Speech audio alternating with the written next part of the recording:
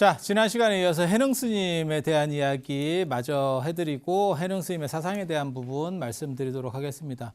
해능 스님과 관련돼서 저기 지금 적혀 있는 대로 구군사하고 남아선사가 어떻게 보면 가장 중요한 절이고요. 그리고 또 하나의 절을 들으라고 하면 저 광효사라고 하는 절을 들 수 있어요. 광효사. 거기가 이제 풍법문답이 일어났다. 그러니까 육조단경이나 법보단경에서 보면 풍법문답이 뭐냐면 해능 스님이 이제 오조 홍인 스님 밑에서 깨달음을 얻고 그 다음에 오후보림이라고 그래서 오후보림입니다. 림. 그래서 이제 깨달음을 얻고 나서 이렇게 그거를 이렇게 약간 농익게 만드는 이렇게 체화하는 과정에서 숙성시키는 그런 작업을 해요. 깨달음을. 그래서 사냥꾼들하고 이렇게 같이 살면서 그렇게 하셨대요. 그렇게 나옵니다. 그렇게 해서 그러니까는 화전민들 비슷하게 아니면 뭐 사냥꾼들 비슷하게 뭐 이런 식으로 좀 살면서 그렇게 이제 하시고 뭐라고 나오냐면 고기가 이렇게 사냥꾼들에서 뭐 나오면 당신은 그건 안 드시고 뭐 이렇게 했다 뭐 이런 얘기들이 나오거든요. 그래서 뭐 그렇다 치고 그러다가 저 광효사에 지금 광효사 자리에서 무슨 일이 벌어지냐면 인종법사라고 하는 분이 열반경을 강의를 하세요. 이렇게 그 자리에 가게 됐대. 더벅머리의 해능 스님이 그걸 이제 산속에서 몇 년을 그렇게 사니까 그렇게 해서 그 인종법사가 열반경을 강의했다라고 하는 것도 굉장히 재밌어요. 남쪽 지방에서는 열반경이 아직도 먹히고 있었구나. 위진남북조 시대 이래의 그 육조 문화에서 열반경 중시되던 것들이 아직도 먹히고 있었구나. 그래서 열반경을 강의를 하고 있었는데 거기에 이제 깃대가 있고 거기서 이제 깃발이 흔들린다라고 하는 거죠. 그래서 두 사람이 싸우고 있더래. 그래서 한 사람 뭐라고 얘기하냐면 그건 많이 들어본 얘기예요. 깃발이 이렇게 해갖고 거기 깃발이 이렇게 펄럭이고 있으니까 한 사람은 저희 깃발이 움직인다. 라고 말하고 한 사람은 바람이 움직인다. 라고 말하면서 싸우고 있더래. 이 얘기 들으면 무슨 생각 드세요? 난 이 얘기를 딱 읽었을 때 무슨 생각했냐면 저런 걸로 싸우는 사람이 있나? 굳이? 난 사실 그렇게 생각했거든. 약간 인위적인 거 아니야? 약간 우리가 너무 의심이 자꾸 있어서 그럴 수도 있어. 의심이. 그래갖고 서로 옥신각신하고 있으니까 사실 저런 게 뭐 답이 나올 수 있는 문제도 아닌데. 그러니까 해능 스님이 딱 이제 나타나서 뭐라고 말씀을 하시냐면 너희들 마음이 움직인다. 이렇게 얘기를 했대. 그러면서 이제 끝판왕이 된 거지. 한마디로 얘기해서 무림 지존이 왕의 귀환 이러면서 딱 나오는 거지. 그래서 깃발이라고 하는 게 움직이는 거는 깃발이 움직이는 것도 아니고 바람이 움직이는 것도 아니고 네 마음이 움직인다. 그 굉장히 중요한 얘기예요. 왜냐하면 그게 유심주의라고 하는 거거든요. 유심주의. 내 마음이 어떻게 생각하느냐에 따라서 현실이라고 하는 거는 받아들여지는 것들이 좀 다르다. 라고 하는 거예요. 그러니까 물 자체에 속성이 존재하는 것이 아니고 내가 인식하는 걸 통해서 속성은 규정된다. 칸트의 관점론식으로 말하면 인식의 주체가 인식의 대상을 결정한다. 라고 하는 거거든요. 인식의 주체가 인식의 대상을 결정한다. 그러니까 우리식으로 딱 표현을 하면 무슨 표현이냐면 진운의 안경이다. 딱 그 표현이라고 보시면 돼요. 그게 그렇게 이제 얘기를 하는 거거든요. 그래서 중요한 것은 네 마음이지. 이게 이제 중국 철학에서 가장 중요한 심론인 동시에 나중에 동아시아가 몰락하는 계기 중에 하나입니다. 말은 맞아. 이렇게 되면 이게 행복론으로 되는 거거든요. 그러니까 예를 들어서 조금 내가 불편하더라도 우리 어렸을 때 그런 얘기 많이 들었었잖아요. 너보다 못한 사람을 한번 봐봐라. 그러면 네가 충분히 행복하다고 생각할 수 있지 않아? 저도 그런 얘기를 들었었어요. 어렸을 때. 그래서 유심주의라고 하는 게 그렇게 생각하면 이게 행복론의 구조예요. 그러니까 조금 결핍돼 있더라도 인간의 행복이라는 게 꼭 물질만 가지고 충족되는 게 아니고 내 생각이 조금씩 바뀜으로 인해서 충분히 행복할 수도 있는 거거든요. 그게 가능한 얘기예요. 그런데 이게 굉장히 중요한 철학적 논점이기도 한 대신에 이런 철학 때문에 결국 동아시아가 몰락했다라고 하는 건 뭐냐면 과학 발전이 더뎌. 이렇게 가면. 동아시아가 나중에 과학 발전해서 저해되는 이유가 뭐냐면 예를 들어서 더우면 불만족스러워야 돼요. 더우면 이걸 더운데 이거 어떻게 해야 되지? 막 이렇게 해갖고 이런 사람들이 합리성을 가지고 약간 과학적 시각으로 가면 그렇게 분노하는 사람들이 에어컨을 만드는 거예요. 이해가 됩니까? 그런데 동아시아는 어떻게 생각하냐면 모든 사람이 다 덥잖아. 그러니까 냉수에 발 담그고 개울물에 발 담그고 수박 썰어 먹어. 그러면 돼. 이거는 그렇게 하면 그 사람이 약간 행복할 수는 있는데 계속 반복돼요. 발전하는 게 없어. 그러니까 개울물에 발 담그고 수박 먹는 거는 500년 전에도 했을걸? 아니, 생각해봐. 한번 생각해봐. 야, 이러면 이거 선사시대로 가는 거 아니야? 이렇게도 할 수 있어. 이렇게도 할 수 있어. 그러니까 기술 개발이라고 하는 부분에 있어서는 사실은 투덜이들이 맞는 거예요. 그런데 인간의 행복이라는 관점에서 보면 투덜이들은 행복하지 않아. 이게 이제 이율배반적인 거거든요. 이율배반적인 건데 종교는 사실 행복을 쫓는 거기 때문에 해능 스님이 틀린 게 아니야. 하지만 저게 너무 크게 유행을 했지. 그래서 나중에는 유교도 저런 식으로 저게 다 생각을 해요. 그래서 도덕적이어야 되고 수신이 중요한 거고 나를 닦는 것이 중요한 거고. 야, 수신이 중요해도 미국 배가 대포 쏘면 강화도가 날아가. 수신한다고 대포 안 맞는 줄 아냐? 아니, 그렇잖아요. 지금도 현대에도 마찬가지예요. 미국이 왜 세냐? 돈을 무한으로 찍어내면서 군사비만 걔네가 1000조를 900 몇십 조를 써요. 그래서 미국을 천조국이라 하거든요. 그 천조국이 얘네 예산이 천조국이 아니고 국방 예산이 그 정도라고 하는 거예요. 그러니까 센 거예요. 그러니까 도덕적이면 걔네가 봐줄 것 같아?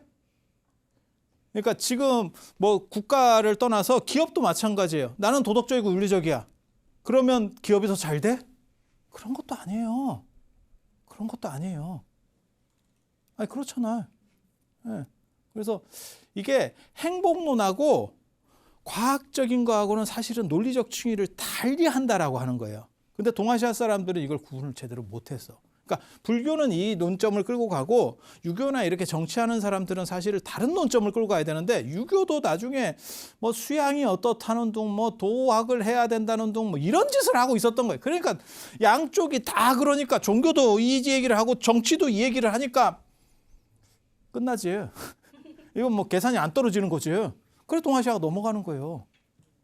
동아시아가 몰락하는 거예요. 그래서 저거는 정당성이 있는데 해능 스님이 말하는 저 유심주의 구조라고 하는 건 분명한 정당성을 가지지만 저게 너무 확대가 되면서 동아시아가 이렇게 가라앉는 데 영향을 미쳤다라고 하는 거는 그 논점은 남아 있는 거예요. 남아 있는 거예요. 그런데 저게 이제 거꾸로 오늘날 입장에서는 과학이 어느 정도 이상 발전하고 이게 더 막 눈에 띄게 팍 발전을 못해. 그리고 사람들은 그 발전 속도를 따라가기도 힘들어, 지금.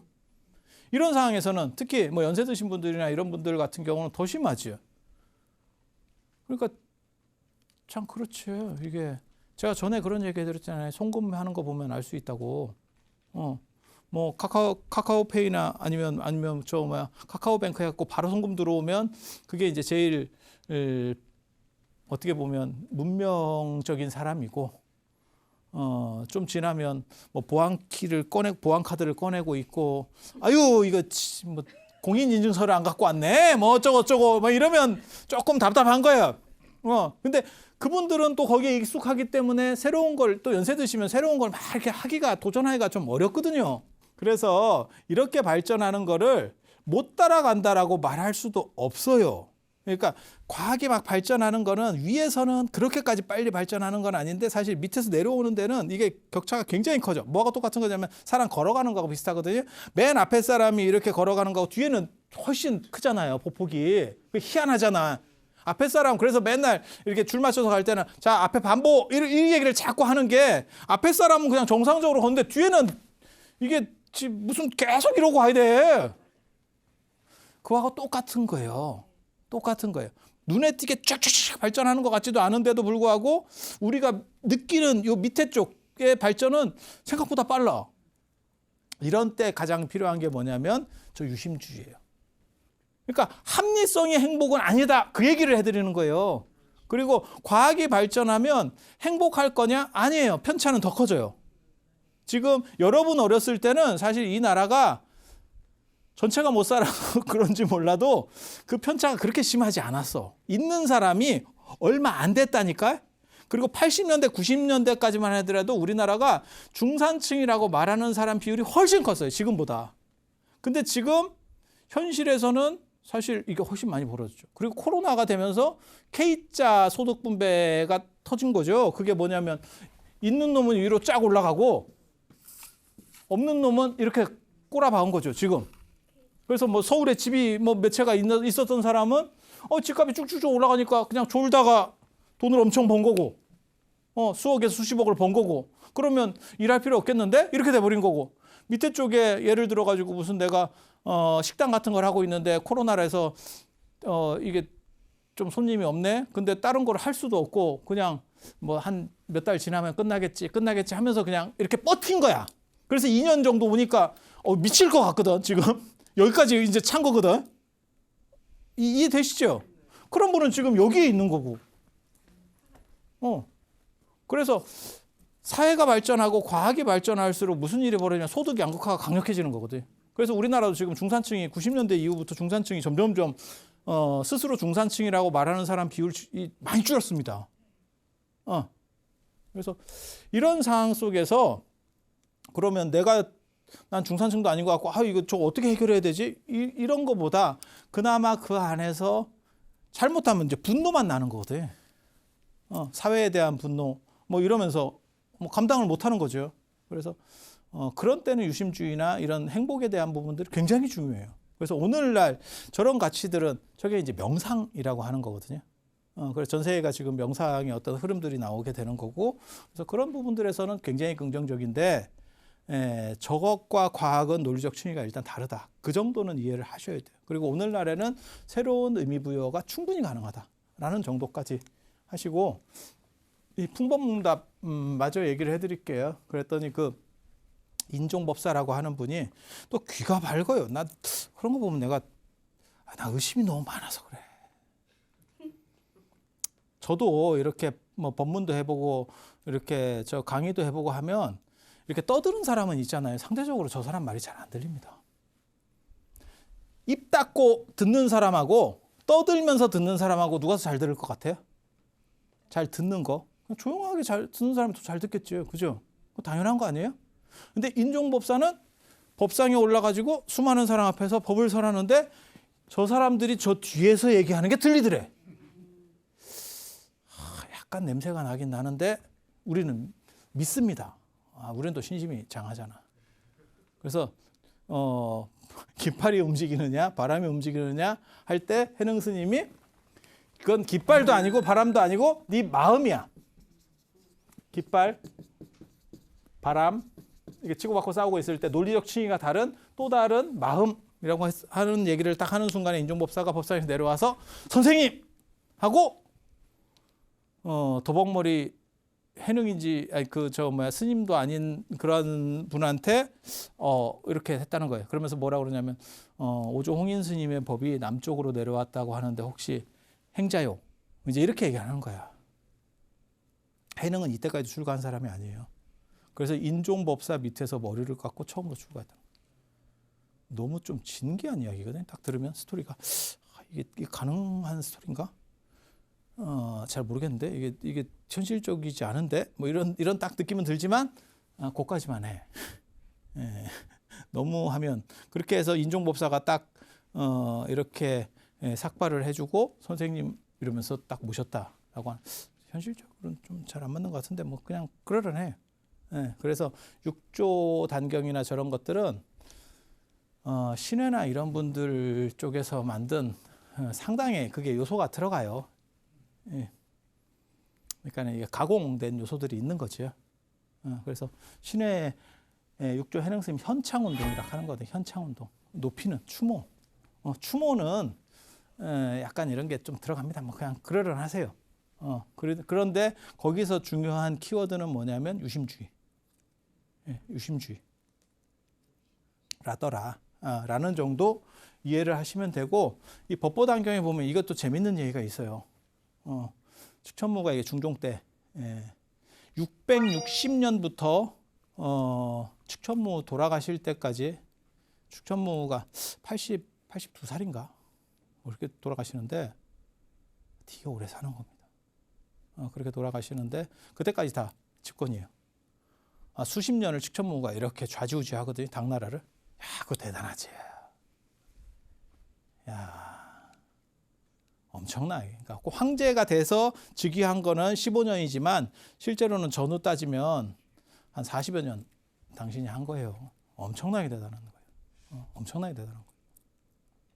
그렇게 해서 이제 해능 스님이 뭐 깨달음을 얻으셔서 어떻게 하다더라. 그러니까 법보단경에 그렇게 나와요. 뭐라고 나오냐면 설간이라고 하는 분을 보내서 한번 수도로 오셨으면 좋겠습니다. 이렇게 초청을 했대.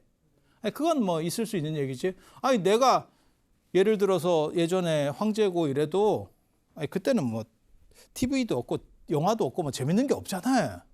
그러니까 깨달은 분이 저기 계시대. 그러면 한번 모셔왔으면 좋겠어. 내가 그분 한번 말씀이라도 한번 들어봤으면 좋겠네. 그러니까 이제 한번 모셔오세요. 이렇게 해서 했다는 거예요. 그러니까 이분이 쇠가 빠지게 왔지. 여기 낙양 장안에서 와야 되니까 여기까지 죽자고 왔지. 이분은 무슨 생각을 했을까? 그때 딱 그 명령을 받는 순간에 잘못 걸렸다. 너무 멀다. 출장 치곤 이건 너무 멀다. 이 생각이 들었겠지. 출장비 많이 나오나? 뭐 이런 생각이 있으려나? 그렇게 해서 해능 스님을 모시러 왔더니 해능 스님이 안 가신다 그랬대. 안 가신다 그랬대. 뭐 이건 뭐 또 그럴 수 있는 얘기고. 나중에 이 측천무 이게 중종 때 얘기예요 다. 근데 이 중종이 나중에 대감선사라고 이 시호를 내려드립니다. 해능 스님을 그래서 대감선사, 신수는 대통, 대감 이렇게 가거든. 그냥 그런 거 그냥 지나가는 얘기를 하는 거예요. 근데 뭐라고 얘기했냐면 이 설간이 모셔오라고 그랬는데 못 데리고 가면 자기도 좀 그렇잖아요. 그러니까 그리고 당신도 이 당시에는 그냥 다 불교를 믿어요. 사람들이. 불교를 믿고 황족 사람들도 그냥 어렸을 때 출가하고, 제가 나중에 이제 그런 얘기를 또 해드리겠지만 저 측천무 막내딸 태평공주 아주 유명하거든요. 태평공주. 근데 그런 양반들도 어렸을 때 출가한다고. 출가했다가 절에 들어갔다 나왔다가 막 이렇게 양귀비도 도관에 들어갔다 나오고 뭐 이런 기록이 있어요. 그러니까 그게 뭐냐면 그렇게 출가하면 오래 산다라고 생각해. 그리고 절 문화가 지금처럼 이렇게 절에 들어가면 뭐 단절이고 뭐 이게 아니고 아주 익숙하게. 그러니까 뭐 생각하시면 되냐면 이런 말 해도 되는가 모르겠다. 그냥 여름 성경학교 뭐 이런 거 있어요. 지금은 이제 교회도 그런 거 잘 안 하는데 우리 어렸을 때만 해도 그런 거 하면 그냥 교회 안 다니는 놈도 가. 이해가 됩니까? 그래서 가서 뭐 하는가 이렇게 해서 그냥 좀 놀아주니까 심심하고 별로. 요즘은 절대 안 되지. 왜? 놀 게 얼마나 많은데. 게임도 해야 되지. 유튜브도 봐야 되지. 뭐 이게 지천인데 애들이 가? 그런데 가라 하면 이게 우리 엄마 맞나? 나를 보내고 자기가 휴가를 받으려고 하는 게 아닐까? 이런 의심을 하겠지. 요즘 애들은 워낙 영악하니까. 근데 예전에는 뭐 그런 걸 다 했었잖아요. 그래서 그런 정도 상황으로 왔다 갔다 한다라고 생각하시면 돼요. 저런 당나라 시절에는. 그렇게 해서 뭔 얘기를 하냐면 수도에 있는 큰 스님들은 다 좌선하라고 권하는데 그래야 도를 얻는다고 합니다. 해능 스님은 어떻게 생각하세요? 이렇게 물어봤더니 굉장히 중요해요. 또 여기서 유심주의가 나오는 거예요. 그 얘기 때문에 하는 거예요. 이 풍법문답하고 이게 다 똑같은 얘기예요. 마음이 중요한 거지. 마음이 도를 얻는 거지. 야, 앉아서 뭐 하냐? 앉는 게 능사가 아니야. 네가 어떻게 마음을 가지느냐가 이거 굉장히 중요한 겁니다. 지금도 참선하면 앉아서 한다라고 생각하는 거예요. 근데 처음 시작하는 시조부터가 이 남종선의 시조부터가 앉는 거 아니야. 앉는 것만 참선이 아니야. 행동하는 전체가 다 참선이 되어야 돼. 그렇지 않으면 그건 진정한 선이 아니야. 왜? 야, 앉아서 24시간을 지낼 수는 없잖아. 우리는 살아있는 전체를 깨달음으로 만들어야 그것이 온전한 거지. 앉아서 몇 시간, 예를 들어서 20시간 동안 내가 앉아서 참선을 해. 그러면 20시간은 깨달음을 얻어서 어느 정도 선정이 들어있고 4시간은 아닌 거잖아. 22시간을 해. 24시간 앉아 있을 수는 없잖아. 24시간 동안 앉아 있는 사람이 있다라고 가정을 합시다. 그 사람이 계속 앉아 있어. 그러면 곧 이게 다 무너질걸? 네? 우리 그런 거 봤잖아요. 그 어른들 이렇게 병원에 입원하시면 이거 오래 누워 계시면 뭐 며칠만 딱 계셔도 욕창 생기고 그 다음에 나중에 일어나시려고 하면 근육 다 빠져가지고 재활해야 돼. 몇 달 이렇게 딱 누워 계시면 아니 맞잖아요. 제 말이. 네. 그래서 움직임 전체가 깨달음이 되어야 되지 그 생각이 벌써 해능 스님한테서부터 나온다니까 이거 굉장히 위대한 사고예요. 이거 굉장히 위대한 사고예요. 그래서 저게 진정한 선의 정신이다. 부처님도 이 똑같은 사고를 하세요. 그래서 부처님을 보면 부처님이 무슨 말씀을 하시냐면 부처님에게 세 분의 스승이 있거든요. 그게 바까바라고 하는 고행주의자, 그 다음에 아라라카라마, 우타카라마푸타거든요.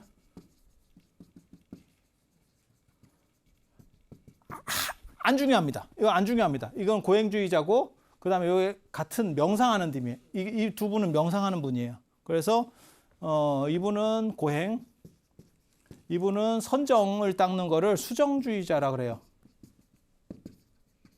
명상. 아라라카라마는 무소유처정에 얻었고 그 다음에 우타카나마푸타는 비상비비상처정, 사선정에서 그렇게 최고의 명상 단계까지 가는 거예요. 근데 부처님께서 이 두 부류를 나중에 다 배우고 나서 이건 아니야 라고 얘기합니다. 그리고 중도주의라고 하는 제3의 방식을 선택을 해요. 그때 무슨 얘기를 하냐면 이게 굉장히 중요한 얘기거든요. 이게 굉장히 중요한 얘기. 이게 명상주의를 부정할 때 이거 수정주의에 대한 부정이라고 나오는데 뭐라고 얘기를 하는 거냐면 명상을 할 때는 행복하다. 하지만 명상에서 깨어난 뒤에는 어떻게 처리할 수 있느냐? 우리가 명상 상태로 계속 살 수는 없지 않느냐?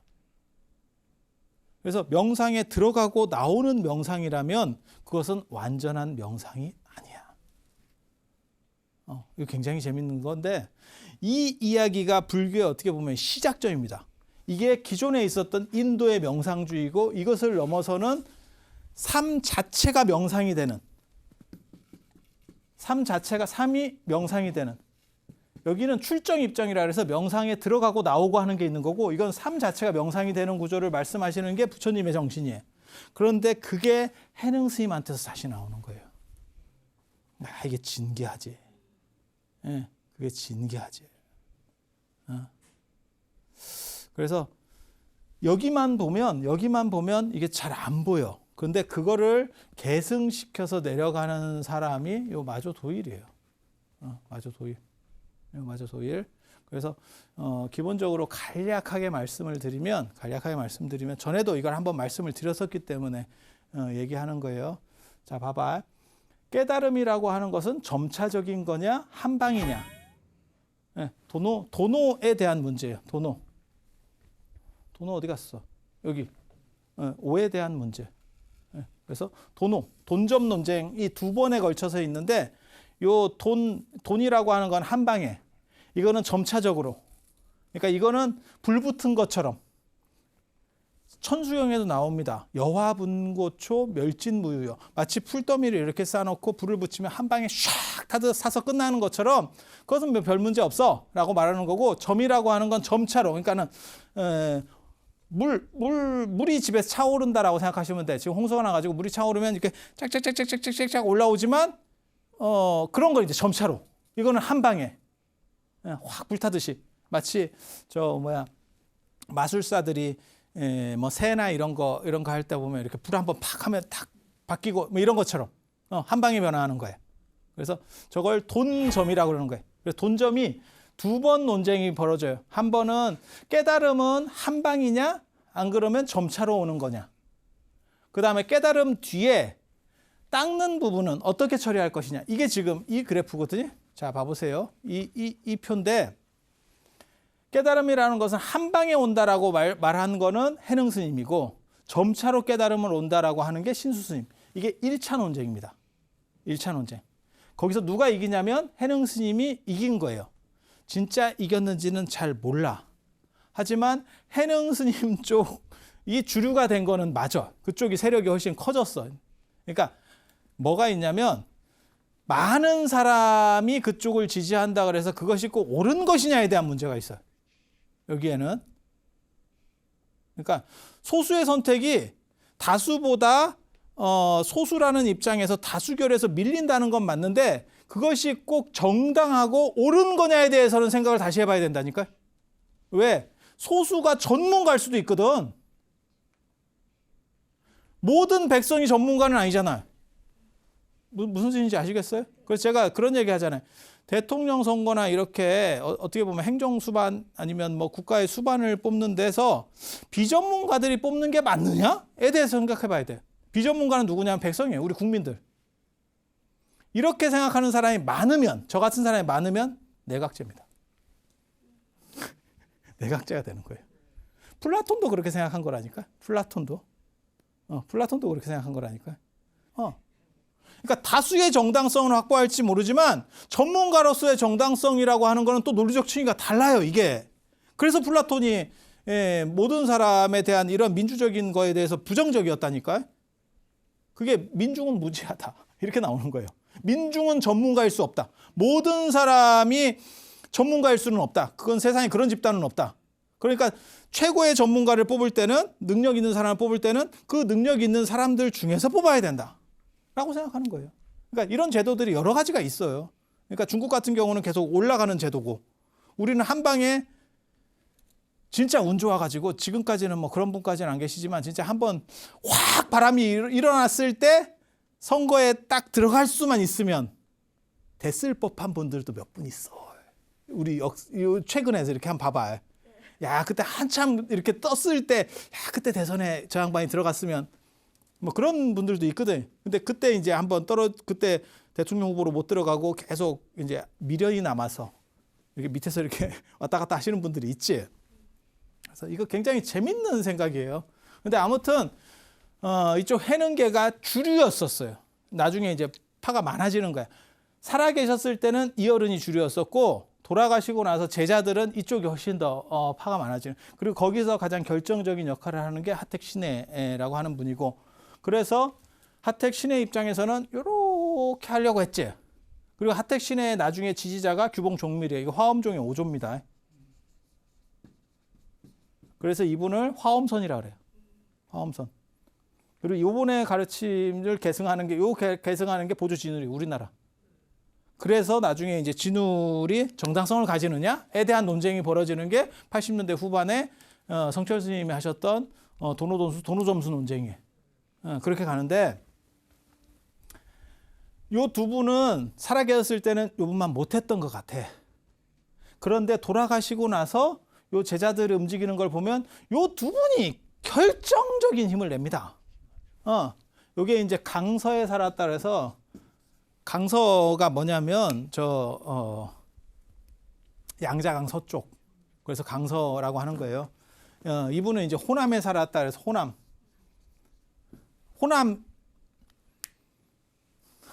호북 이런 표현이 중국에 있는 겁니다. 우리나라에만 있는 게 아니에요. 이거 되게 재밌습니다.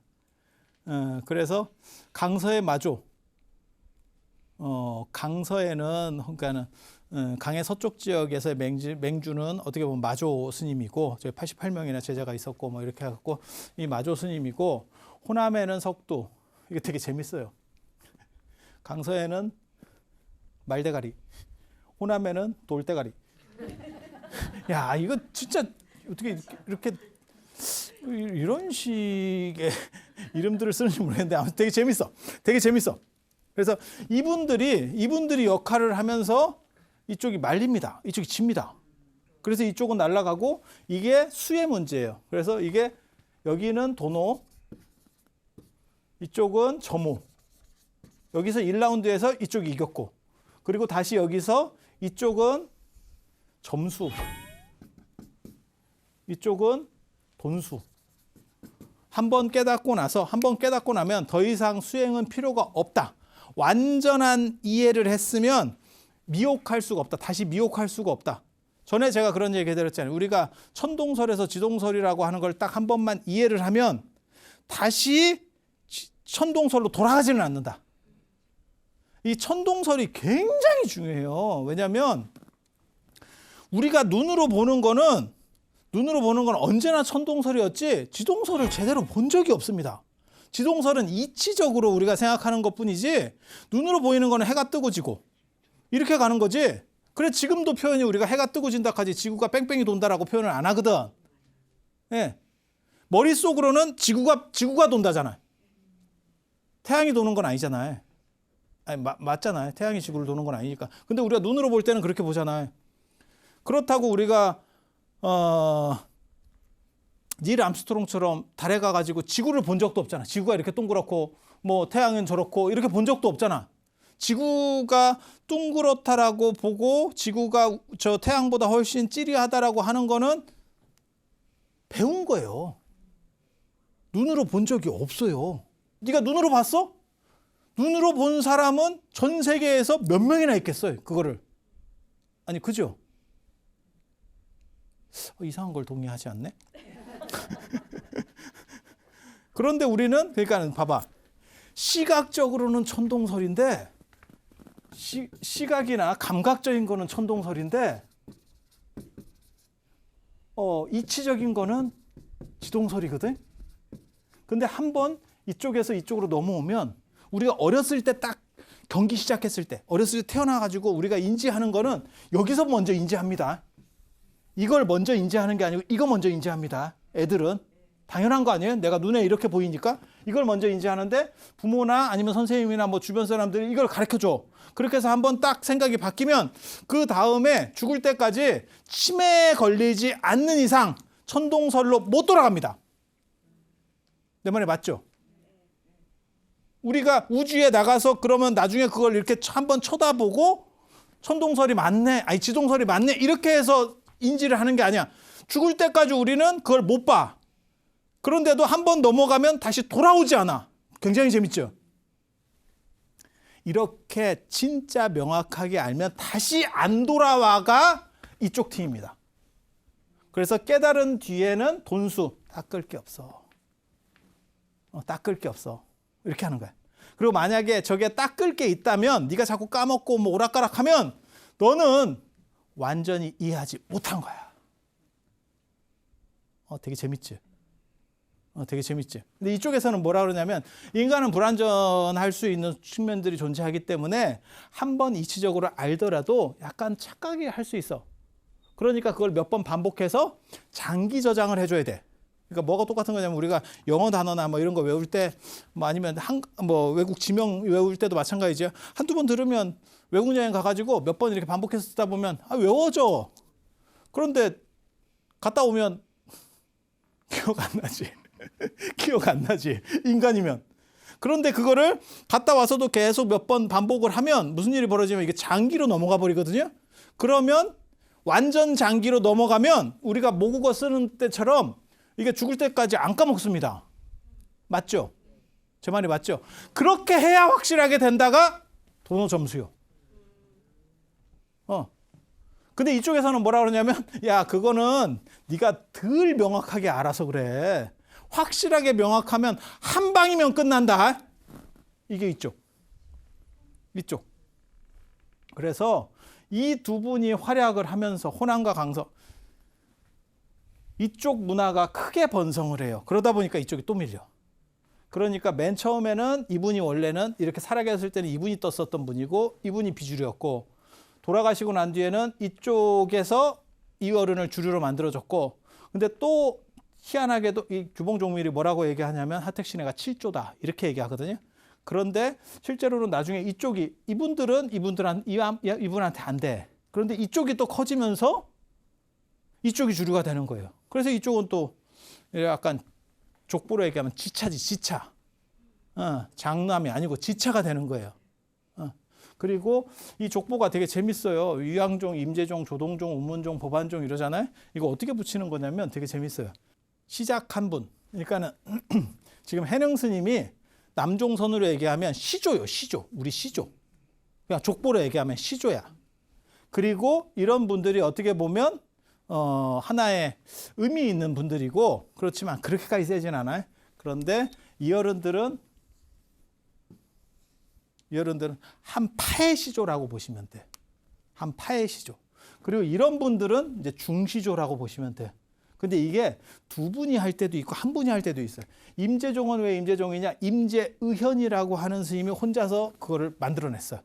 자기 학파를 만들어냈어요. 우리 족보 볼 때 보면 중시조 뭐 이런 거 있잖아요. 그러니까는 시조가 있는데 한참 내려가다 보면 좀 이렇게 이렇게 그래서 한 파를 만드시는 분도 있고 무슨 파로도 나눠지고 그 다음에 고까지는 아니지만 약간 이렇게 중시조 이래갖고 확 뜨는 분들이 있잖아요. 그런 정도라고 생각하시면 돼요. 그래서 여기서는 임재의현 스님이라고 하는 분이 했기 때문에 임재종이요. 위왕종은 어떻게 되냐면 위산영호 스님하고 그 제자가 앙산해적 스님이에요. 그래서 이 두 분이 한 거예요. 그러니까 창업을 할 때도 한 분이 하는 경우가 있고 두 분이 하는 경우가 있어요. 두 분이 하는 경우가. 그러니까 무슨 생각하시면 되냐면 조선을 개국해. 안 그러면 저 고려를 개국했어. 그러면 그건 한 분이 했죠. 태조 왕건, 태조 이성계 한 분이 했죠. 아니 그렇잖아요. 근데 신라의 삼국 통일 그러면 태종 무열한 김춘추가 시작을 했지만 완수한 건 그 아들인 문무왕 범민이 했거든. 이거 두 분이 했잖아요. 그러니까 이런 경우도 있을 거 아니에요. 그게 일이 크면 뭐 두 분이. 그리고 바로 제자가 이제 스승과 거의 삐까 할 정도로 능력 있는 분이 나오면 이게 상당히 어려운 일인데, 왜냐하면 큰 선생님 밑에서는 왜 그런 얘기 있잖아요. 큰 나무 밑에서 잘 안 자란다고 뭐 그런 게 있는데 가끔은 이렇게 대단한 분들이 이렇게 막 쭉쭉쭉 올라올 때가 있어요. 그런 얘기 할 때는 또 뭐라 그러냐면 왕대숲에서 왕대난다. 또 그렇게 표현을 하거든. 큰 나무 밑에서 나무 안 자란다는 표현도 있고 왕대숲에 왕대. 아니, 그런 얘기 못 들어보셨어요? 그런 경우도 있어요. 그래서 위산 스님하고 위산영호 스님하고 앙산해적 스님이 같이 했다 그래서 스승과 제자가 같이 붙어서 위앙종이요. 여기 같은 경우는 운문문원 스님이 혼자 했어요. 그래서 운문종. 그다음에 법안종은 법안 문익 스님이 혼자서 했어요. 그래서 법안종. 조동종이 제일 특이해. 이게 조산 본적이라고 하는 스님하고 동산 양계라고 하는 스님인데 이게 선생이에요. 보통은 이게 선생이거든. 두 분이 같이 하면 앞에 선생님이 나가야 되거든. 예, 앞쪽에 센 분을 모셔. 우리 전통 이런 글자들이나 이런 거 보면 선행하는 게 센 분이에요. 부자 이러면 아버지와 자식 이렇게 나가는 거지. 자부 이렇게 나가야. 자부는 며느리잖아. 그렇게 생각하시면 돼. 그래서 이 조동종이 약간 특이해. 조동종이 특이해. 그래서 이렇게 어떻게 보면 이 중시조급 이런 걸 보고 오가라 그러고, 이 중에서 임재종이 제일 발전해서 양기방해라고 하는 스님, 그 다음에 황룡해남이라는 스님이 해서 오가 7종, 이 두 개를 더해서 오가 7종이라고 그러고, 조계종은 한국불교, 우리나라 지금 한국불교, 대한불교 조계종은 이쪽입니다. 이게 조계종. 그래서 임재종 안에서 양기파 안에 조계종. 이렇게 내려간다. 라고 하는 거 기본적으로 이해를 하시면 되고, 오늘은 이제 해능 스님의 유심주의에 대해서 말씀을 드렸는데, 유심주의가 끝이 아닙니다. 해능 스님은 육조혁명이라고 하는 이제 설명을 드리려고 제가 계속 아까부터 써놓고 지난 시간부터 써놓고 있었던 게 있는데, 요 육조혁명 얘기를 해야 돼. 그리고 흔히 이제 선종의 슬로건이라고 할 수 있는 16자 구결. 예, 교회별점 불림문자, 직진인식 견성성불. 저희 얘기를 조금 해드릴게요. 그러면 선이 어떤 거다라고 하는 구조가 머릿속에 들어오실 거예요. 그래서 다음 시간에는 선 사상 이야기를, 그래서 선의 사상하면 너무 복잡하니까 사상까지는 아니고 그냥 간략하게 선이 뭘 얘기하는 거다. 해능은 무엇을 얘기하려고 했다 라고 하는 부분들을